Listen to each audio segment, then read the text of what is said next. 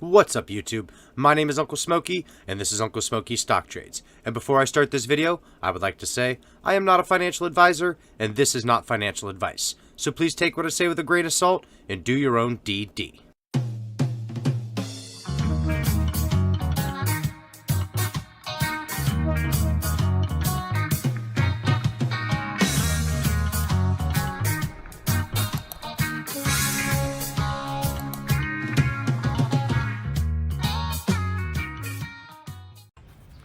What's going on, guys? I'm off work today, so I figured I would drop you guys a morning video, and it's not going to be a very long one, I hope. I'm trying to get out a lot of information in a very short amount of time for you. So there has been a question that's been brought up, and I addressed it a little bit on Twitter, and there's been a lot of follow-up with it with a lot of the community members. I've gotten some tweets about it.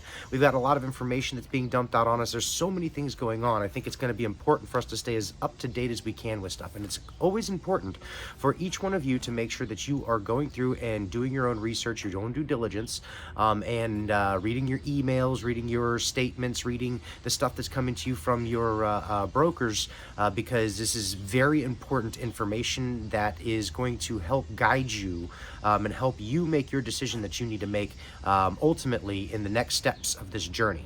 So the question that's been arose is, should you go electronic or paper? Well, this is a very confusing topic, but there's more controversy in it than there needs to be, especially as things are unfolding. I actually just got off the phone with AST myself to confirm some of the things I've been hearing and to hear it for myself. So that way I'm coming out to you guys with accurate information. Electronic is cheaper. That's what I'm going to tell you. It is cheaper. It is, according to brokers, just going to be a few bucks. I think the most I've seen for an electronic transfer was like $100, and that was coming out of Fidelity. Otherwise, your paper transfer is them still sending you a paper certificate, but it's still already registered at AST. So it's like it's doing both. All they're doing though is once it gets peeled off at AST, they're sending you basically a receipt from the broker saying, hey, here's your shares, here's your certificate. It's got a stamping and everything on it. We're going to get to that here in just a second. So first and foremost, Deacon Blues, in my whole conversation on Twitter, Deacon Blues was commenting back, and he was really helping elaborate a little bit. He was stating that as long as you've gotten your cert and it's signed by AST, then you are already on record, which I knew I was already on record at AST because I have an account with them, but I thought it was just an inactive account. They just had my name. Great, awesome. I would still qualify for whatever happens. But come to find out, what I have, since it's already signed by AST, that Nextbridge Holdings form, since it's signed and stamped by AST, it means I'm already in book entry. All of my stuff is there, and I don't have to worry about anything. I don't have to do a thing. Now, I called them to confirm all of this, and what they had told me was that if I have a paper cert, like I just said, and it's already signed, which I do, and I gave them my social. They confirmed that my account shows 455 shares, which we all know, there's no secret, that's my share holdings, that it is all in book entry and I have to do nothing. I do not have to send my certificate back to them. It is mine to keep. They are registered. If anything happens whatsoever, they'll take care of it on their end.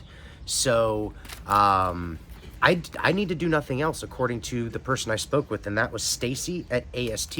She was a wonderful lady, very helpful, very quick with her responses. Like, she really knew what she was talking about.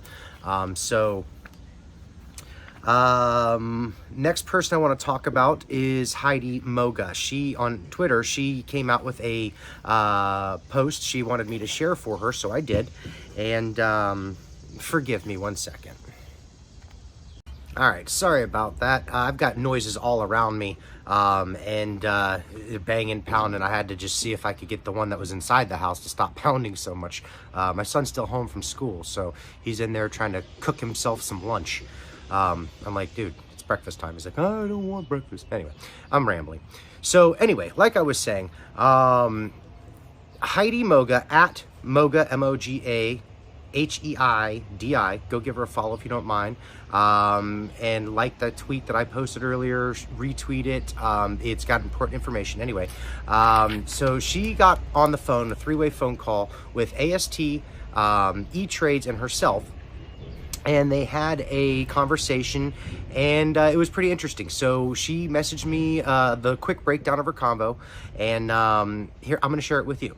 So this is about transferring shares, and this is the bottom line. This is her words verbatim. I am super hopeful that I finally have an understanding about the process for transferring shares out of E-Trade and into AST. This summary was born out of a three-way conversation between Deborah at AST, Jake at E-Trades, and myself. I was on the phone for 1.5 hours and just finished. After Deborah at AST heard Jake at E-Trades say the only thing E-Trades is able to do is send physical shares to shareholders. We hung up with him, and she, Deborah, had a long conversation with her back office. Here's the results of that conversation. Number 1, E-Trade does not have bulk certificates. AST has E-Trade's bulk certificate. E-Trade's shareholder calls number 2. E-Trade shareholder calls E-Trades to have their MMTLP shares moved over to AST. E-Trade then charges the shareholders $60. E-Trade's back office is to contact AST's back office because AST is holding their bulk certificates and ask them to peel off the number of shares shareholder is requesting to be sent to AST. So if you're requesting 100 shares of your holdings to go, they peel off 100 shares of their bulk certificate and then they send them to AST. AST in turn opens an account in that shareholder's name. The certificate is mailed to the shareholder, which is the same certificate I have I was talking about earlier. The shareholder should call AST when they receive their certificate from E-Trade. AST can confirm the shareholder account was opened. Shareholder should hold onto physical certificate until AST receives further instructions. AST may then ask you to surrender your shares to them. I hope this helps any of you who were as confused as I was. So AST told her that she may need to send her shares back, being an E-Trades thing. But like I said, I called earlier today. I have already given my social to them. They confirmed my account. They confirmed all of my holdings and everything. They said it is a genuine account and I need to do nothing. Now, I did not ask because this is all happening so fast.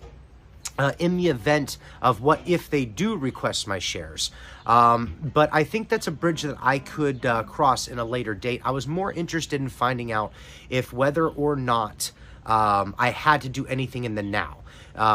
If you want to receive these rights and you already have your certificates, you need to do nothing. But I urge every single person out there to go and request, go and call AST and just confirm everything I'm telling you. It's very important that you do this for yourself, all right? Don't just listen to me. Yes, I made the phone call, and that's the information that I gathered from it. But again, you need to do your own research, your own due diligence. Now, with that being said, I also want to touch on the fact that we are starting to see brokers release how the process needs to be done. And each broker's kind of got their own way, their own thing that they're doing. For instance, Webull and Robinhood are basically, you just send a chat message over and it gets done. They do whatever you request, whether it be mail, paper, certs. Webull charges $235 for that, by the way, still to this day. Or just do a transfer. I think Webull's transfer was like $75 or $100. And then Robinhood, they're saying that a lot of people are already transferred over, but you can request for them to make it like a final thing. I don't know exactly. Just get into your chat box and say, hey, what's the process? You need to decide whether you want to do that or not, things like that. All right. So if you ask, they will tell. Now, also, I've seen things like JP Morgan. I've heard Schwab have a form that you have to fill out to get it done, and then like fax it back over. In fact, the Bird Lady did a video about it where she had to go get hers notarized and stuff. I think that's a little bit nuts, but it is what it is. Each place has their own thing. Okay, so the last thing I want to talk about to make this video end. So you've got a lot of the brokers coming out with news, giving you the information, opening that reorganization I talked about many months ago when I did mine. It was a reorganization event, and they're allowing us, people to get this done within a certain time frame. Again, this is because, they do a peel-off event. They have them do it all at once instead of, each individual person. It's a massive, massive peel-off, it's just easier that way, I guess, for the broker. It is what it is. If you decide to hop in on that, that's great. If not, it doesn't end all. It's not the end all be all. Okay, they can still always do it for you. This is just an event where I guess you can just do it all at once. Save yourself some time and hassle. Oh, the other thing, inside some of these emails that you're going to be getting from your broker dealers, there's language about IRA holdings and retirement fund holdings and things like that. Pay close attention. Get on the phone with these people. Get a great conversation going. Email's not going to cut it. Typey type chatty chat's not going to cut it. Not for that kind of information. You need to have a voice conversation with your broker that holds the IRA or your 401k or whatever it is, so that way you can find out everything that's going on. Lastly, last thing I want to say, read. The S1 is very important to read. It is not effective yet. I keep seeing this go, yeah, no, it's not effective. Once it becomes effective, now you're on a time crunch. You've got 60 days to make a decision.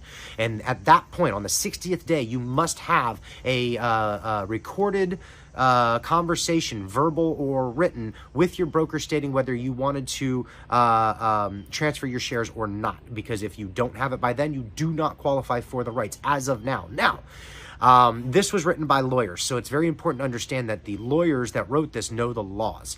I'm seeing a lot of chatter about this is unconstitutional and unfair and unright, and it's discrimination and stuff like that. Well, it's not. It's a private company. They can choose who they want to have their subscription rights go to. And the other thing you want to keep in mind is if subscription rights were to have gone to banks, brokers, and other nominees, they would treat them like warrants, and they would become tradable. They would then use that as dilutive and toxic trades.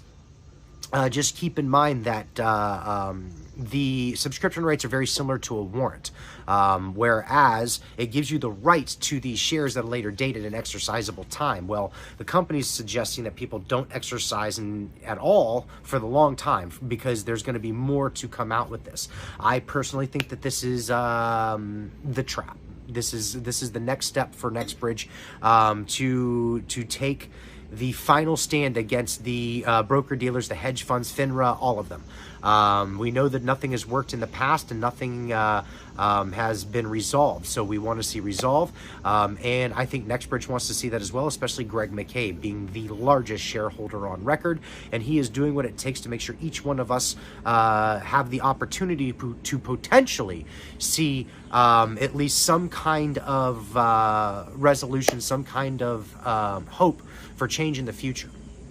Now, again, like I said, you need to read the S1. You need to pay close attention to the risk factors. Read your risk factors. A lot of people got pissed off when all of this happened because they didn't read the risk factors, okay? There's a reason why I've always been calm, cool, and collected about this whole thing. I haven't gone overboard with the unfairness of how NextBridge isn't coming out and talking and all this other stuff, okay? I read the paperwork. I read the filings from Meta and NextBridge, the 424B. I read it with you guys. And I have read this S1 as well. I have not read this one with you guys. I do apologize for that, but it's very long, and I am encouraging you all to read it. I have, however, touched on a few topics, and I'm going to try and touch on a few more as time goes on, but we have time. So be on the lookout for the effectiveness of the S1. Be on the lookout for more information coming out of your brokers. Be on the lookout for more PRs coming out of NextBridge Hydrocarbons. And if you want to receive those PRs, you need to go to the NextBridge Hydrocarbons website and make sure that you go down to the bottom in the investor section and go ahead and put your email address in there, and they will send you up-to-date PRs as they come out in real time from the Access Wire. That's all I got for this video today. If I have some time later on tonight, maybe I'll do another one. I don't know. As things transpire, we'll talk. On other note, before I end it, Metamaterials earnings is coming up in the next couple of weeks. Don't rely on what you're seeing online. This is an estimated date that you see coming out of your brokers of the 8th. It could happen. It could not. Meta almost every single time, actually I don't think they've missed it yet, have come out with their earnings date expectations.